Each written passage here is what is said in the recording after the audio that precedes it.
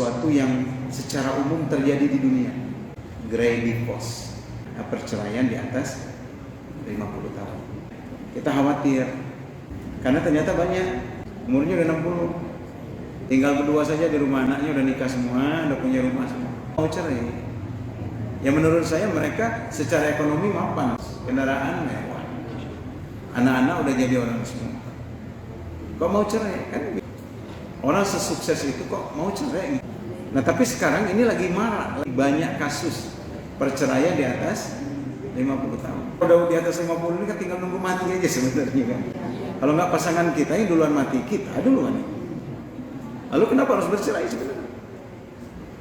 Berdasarkan data Bimbingan Masyarakat Islam BIMAIS Kementerian Agama, kasus perceraian di atas 50 dari 2000 sampai 2024 sebanyak 202.333 orang. Itu yang tercatat oleh Ditjen BIMAIS. Yang nggak tercatat sama Departemen Agama pasti banyak. Maka agak mengkhawatirkan. Pernikahan yang orang-orang itu masih umur 20, umur 30 itu malah relatif menurun. Usia pernikahan itu yang agak rawan itu sebetulnya dia yang pertama usia 2 sampai 5 tahun. Kalau 0 sampai 1 tahun itu biasanya belum sering cekcok. Kenapa? Masih honeymoon. Tahun kedua itu udah mulai kelihatan. Ketika gadis menurut pandangan si cowok pastilah istrinya itu is the best. Udah cantik, santun, sama orang tua baik, penuh perhatian, hormat. Waktu belum jadi istri, santun. Udah jadi istri baru kelihatan cerewetnya. Waktu belum jadi suami. Setelah jadi suami, mau beli tempe aja berundingnya lama betul ini. Kelihatan dia kasar setelah nikah. Kelihatan ngomongnya ketus setelah nikah. Umur 2 tahun pernikahan sampai 5 tahun pernikahan itu masa adaptasi. Mampu nggak menerima perbedaan-perbedaan antara pasangan. Di usia 50, usia kita 50 tahun ke atas itu kumat lagi. Maka perlu kita waspadai. Inilah yang disebut dengan perceraian di atas 50 itu disebut dengan grey divorce atau silver divorce. Usia pernikahan 25 tahun ke atas. Itu meningkat drastis. Itu grey divorce itu adalah perceraian yang terjadi pada pasangan berusia lebih dari 50 tahun. Ini disebabkan oleh beberapa hal. Nah, ini yang perlu kita garis bawahi. Apa saja itu? Penyebab pertama, adanya perubahan sosial yang berpengaruh pada pandangan seseorang tentang ikatan pernikahan dan perceraian. Orang nggak nganggap lagi kalau pernikahan itu sesuatu yang sakral. Padahal pernikahan itu sakral. Kita ketika menikah itu melibatkan nama Allah, dan pernikahan itu bukan sesuatu yang sepele. Pernikahan itu bayangkan menghalalkan sesuatu yang sangat diharamkan oleh Allah. Pernikahan itu adalah ibadah paling banyak pahalanya, maka disebut dengan nisfuddin, separuh agama.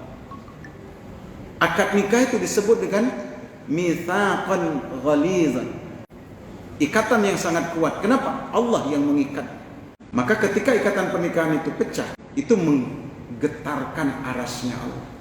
Maka perceraian itu sesuatu yang dibolehkan, tapi menggetarkan arasnya Allah. Dia boleh, tapi dibenci oleh Allah. Kalau pandangan orang terhadap sebuah pernikahan itu sesuatu yang sakral, maka insya Allah tuh dia akan berusaha mempertahankan pernikahan itu. Nah sayangnya kadang dengan bertambahnya status sosial semakin ngentengin, tuh nikah nggak dianggap sesuatu yang sakral. Maka dia nganggap nikah, cerai itu sesuatu yang biasa. Seorang suami mandangin istrinya itu pahala. Sebab kenapa? Kalau dia merhatiin istri orang dosa. Ngobrol sama istri pahala, ngobrol pahala. So ke kafe-kafe misalnya sama istri orang dosa. Tapi kalau sama istri sendiri pahala, ngopinya aja pahala.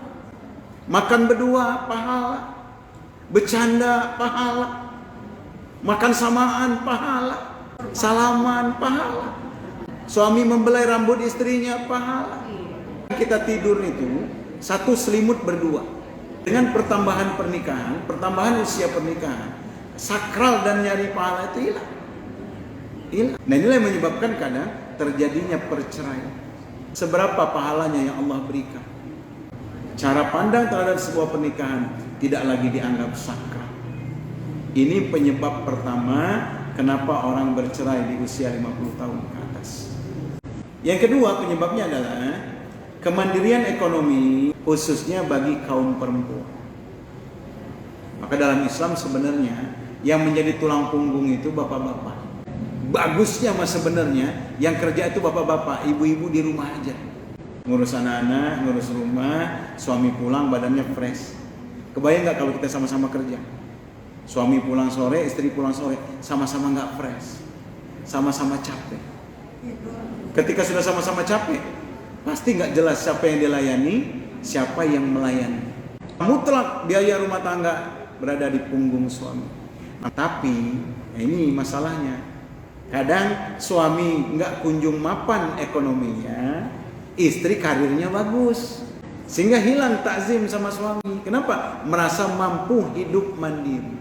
Nah, kalau udah begini, ya itu tinggal nunggu waktu aja terkadang akan terjadi perceraian. Kenapa? Istri merasa mampu hidup sendiri. Enakan saya hidup sendiri, bisa jalan-jalan kemana-mana, nggak usah ngurusin suami, nggak usah segala macam. Toh saya berduit. Nah kalau sudah begini pola pikirnya, terbukalah pintu perceraian. Kenapa saya senang dagang, itu senang bisnis gitu? Karena memang saya ingin penghasilan saya lebih gede dari penghasilan istri. Boleh istri kerja, saya kan nggak halang. Masih adiknya, masih kakaknya, silakan.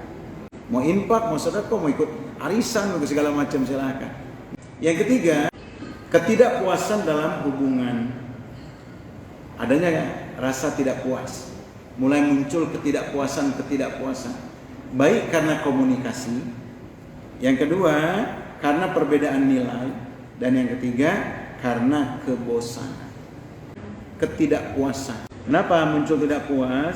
Setelah 50 tahun usia gitu, mungkin pernikahannya udah 25 tahun, ada yang udah menginjak 30 tahun pernikahan. Kok muncul rasa tidak puas? Penyebab pertamanya komunikasi yang tidak lancar. Maka ngobrol itu penting ternyata. Ngobrolin masalah anak, komunikasi itu penting banget.